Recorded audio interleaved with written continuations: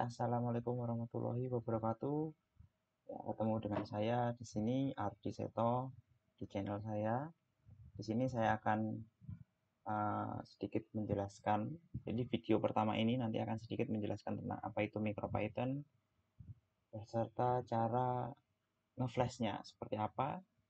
Dan jangan lupa untuk melihat serangkaian playlist tutorial penggunaan MicroPython di channel ini. Oke, saya akan sedikit menjelaskan tentang MicroPython itu apa. Jadi MicroPython itu adalah, ya, saya perbesar, sebenarnya dia adalah Python yang diimplementasikan pada sebuah microcontroller. Ya, sederhananya seperti itu. Tentu terkait dengan fungsi, fitur, dan sebagainya banyak yang dipotong atau banyak yang tidak dimasukkan ke sana karena kita tahu microcontroller itu kan prosesornya tidak sekencang komputer, ya, RAM-nya tidak sebesar di komputer, sehingga tidak bisa lah ya kita menjalankan Python dengan full fiturnya atau fitur yang lengkapnya dalam sebuah microcontroller, sehingga ada beberapa hal-hal yang di optimize gitu ya. Ini kata developernya seperti itu. Nah, MicroPython ini ada project open source. Teman-teman kalau ingin berkontribusi bisa. Ini adalah project open source yang diprakarsai sama Demian, ya. Dan project ini ada di GitHub. Jadi kalau kalian teman-teman cari MicroPython, ini salah satunya nanti akan menuju ke GitHub-nya. Nah, ini adalah GitHub dari MicroPython. Dan kalau kita lihat sampai sekarang ya, itu sudah 11.561 commit, sehingga itu sudah cukup banyak sekali ya. Jadi developernya aktif sekali, kontributornya juga banyak sekali. Ini bisa kita lihat. Ada 305 kontributor aktif. Ya. MicroPython sendiri sebenarnya itu dibuat dari bahasa C ya. Ini kalau kita lihat, kita bongkar isinya di dalam itu adalah sebenarnya bahasa C untuk firmware-nya. Nah, tanpa panjang lebar, ya kalau terkait dengan teori-teori MicroPython itu apa dan sebagainya, teman-teman bisa cari di internet banyak sekali, baik di situs micropython.org ini ataupun di GitHub-nya ya. Ini semuanya bisa diakses semua dan gratis tanpa harus bayar. Nah, sekarang kita akan melakukan flashing atau menginstal atau mengupdate firmware dari si board yang nanti akan kita pakai menggunakan MicroPython. Oke, sebelum itu board yang nanti saya gunakan adalah ini, ESP32, yang ada pada Lowlin 32 Lite. Kenapa saya pakai ini? Karena ini nanti bisa, nah seperti ini, bisa dipasang pada breadboard. Karena board-board yang lain agak sulit ya dipasang pada breadboard. Maksudnya bisa dipasang pada breadboard ini.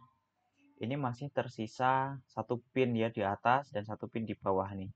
Sehingga bisa dipasangin komponen atau jumper. Kalau board-board yang lain itu penuh. Penuh, kadang sampai sini atau bahkan nggak bisa dipasang di breadboard. Nah, ini salah satu modul atau board development yang berbasis ESP32 yang bisa kita pasangkan pada breadboard. Oke, saya singkirin dulu. Selanjutnya, ini sebenarnya bisa dilakukan untuk semua tipe ESP32 ya, tidak hanya ini saja. Cuma dalam video ini nanti saya hanya akan mempraktekkan untuk ESP32 untuk menggunakan board Lowlin 32 Lite. Selanjutnya, kita perlu dulu mendownload satu buah software ya, satu buah software namanya Tony. Ya, bisa di download Tony N ya .org. Ini sebuah atau apa? Tagline-nya adalah Python IDE for Beginner. Ya, silakan langsung bisa di-download. Ini kecil sekali, hanya beberapa mega. Setelah itu diinstal saja. Installnya juga cukup mudah, tinggal next next next saja, tidak perlu isi serial number dan sebagainya karena ini juga open source. Jadi teman-teman bisa download, ini juga bisa jalan di Mac, bisa jalan di Linux, dan bisa jalan di Windows. Tinggal pilih sistem operasi yang mau digunakan seperti apa. Saya kebetulan sudah install. Nah, kita tunggu, saya baru buka, ini Tony-nya. Nah, tampilan Tony dia seperti ini. Ya. Kemudian setelah kita install, kemudian kita kembali ke browser dan kita unduh MicroPython. Nah, di situs micropython.org ada link download, kemudian diklik, kita download sesuai dengan board yang kita gunakan. Jadi, untuk dukungan boardnya juga tidak hanya 1-2 ya, cukup banyak. Teman-teman bisa cari. Yang official dia adalah PyBoard. Namanya PyBoard, ini yang official dari developernya MicroPython. Tapi ada board-board lain seperti ESP32 yang akan nanti kita gunakan. Nah, ini kita gunakan generic ESP32 modul. Kita klik, ya. Kemudian nanti kita download dulu firmware-nya. Nah, ini ESP32 modul. Kemudian cari di bagian bawah ini ada firmware-nya. Nah, silakan bisa menyesuaikan firmware yang ingin digunakan. Ya, tapi kalau saran saya silakan gunakan yang stabil saja, jangan yang unstable. Jadi yang unstable ini selalu diperbarui setiap hari sama si developer. Jadi mungkin ada fitur-fitur tambahan dan sebagainya atau perbaikan, tapi versinya masih unstable. Jadi tidak mungkin masih ada bug-bug dan sebagainya ya. Dan saya tidak merekomendasikan untuk menggunakan yang ini kalau untuk belajar. Silakan cari yang versi stable-nya, baik menggunakan yang IDF versi 3 atau yang versi 4. Nih, SP32 IDF versi 3. Versi yang terakhir untuk yang versi stable adalah di 1 sampai video ini dibuat adalah 1.12. Kita klik kanan, atau kita download aja, langsung diklik nanti dia langsung download otomatis. Kita save. Ya, ini kecil sekali. Hanya 1,2 mega, tapi kebetulan internet saya baru kurang bersahabat. Oke, kita sambil nunggu download, sekarang kita buka Tony. Tapi sebelum itu, ya, kita harus menancapkan USB kita atau menghubungkan USB kita ke board. Nah, ya, kemudian setelah menancapkan USB, kita harus kembali ke Tony ya. Kembali ke Tony, klik Tools, kemudian Option. Ya, di Option sini nanti akan ada pilihan Interpreter. Ya, Interpreter. Kemudian di interpreternya mau yang kita pakai apa? Kita pilih ESP32. Selanjutnya, pilih COM yang terdeteksi. Di sini COM 11, hanya satu ya, kebetulan karena device yang terhubung dengan laptop saya ini cuma satu, ada di COM 11. Kemudian, open the dialog for installing bla bla bla, ini tinggal diklik. Nanti akan muncul jendela baru, kemudian ini port yang atas diisi COM 11 lagi. Kemudian, firmware-nya kita klik browse, kita cari file yang telah kita download. Ini baru setelah baru selesai kita download. Yang ini ya, versi 1.12. Kita open. Kemudian kita tinggal klik install. Klik. Nah, nanti akan ada proses yang berjalan. Ditunggu saja. Ini proses install. Jadi nanti dia akan menghapus dulu firmware yang lama. Setelah itu baru proses installnya. Nah, ini kita tunggu. Dia memang agak cukup lama, jadi butuh waktu sekitar ya 1 menitan lah, 1 sampai 2 menitan. Oke, sambil nunggu saya akan menjelaskan apa kelebihan MicroPython dibandingkan Arduino. Salah satunya adalah fast developing. Ya, jadi ketika kita mendevelop suatu project dengan menggunakan MicroPython itu akan lebih cepat. Kenapa? Nanti akan kita lihat setelah kita flash, nanti saya akan mendemokan satu buah program yang paling sederhana. Biasanya kalau kita belajar Arduino kan juga belajar project pertamanya adalah menyalakan LED kan. Nah, nanti di sini kita juga akan mencoba itu. Kemudian ada satu hal yang sangat membedakan dengan Arduino, itu adalah di MicroPython ini dia ada shell. Ya, namanya REPL. Nah, itu kita bisa langsung akses di situ, kita langsung bisa ketik perintah-perintah kita di situ, dan kita langsung bisa membaca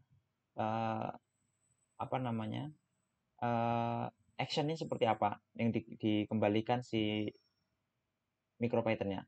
Jadi langsung kita bisa langsung tahu, oh ini kalau kita beri sintak ini maka nanti hasilnya seperti ini. Ini sudah selesai. Oke, kemudian kita close. Nah, ini setelah itu kita oke. Nanti di sini akan muncul ya ini informasi aja. Tapi di sini jelas ada tulisan MicroPython versi 1.12 on bla bla bla ESP32 modul with ESP32. Nah, ini artinya firmware yang kita upload ke ESP32 ini sudah berhasil. Buktinya apa? Kita akan coba kita jalankan di sini. Help. Ya. Nah, ada beberapa informasi dari help ketika kita ketikkan help di terminalnya ini ya, atau REPL atau shell-nya ini akan muncul welcome to MicroPython on the ESP32. Ini berarti artinya kita sudah bisa menginstal atau mengupdate firmware si ESP32 menggunakan MicroPython. Oke, saya akan sedikit menjelaskan untuk Tony-nya.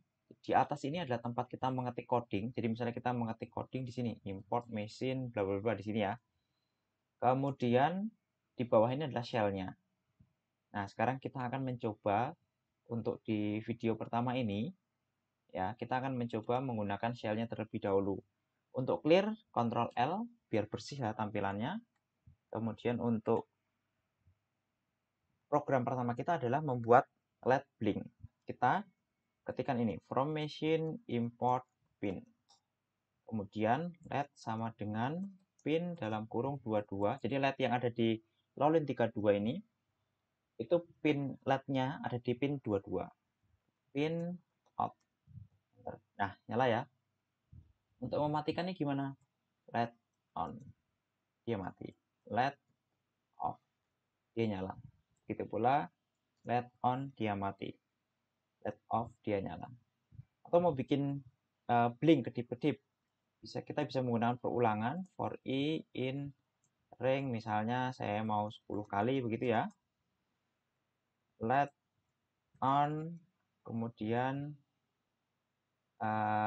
oh sebentar, saya ada satu library yang belum di load. Untuk delaynya kita pakai from time import sleep ya, for i in ring dalam kurung 10,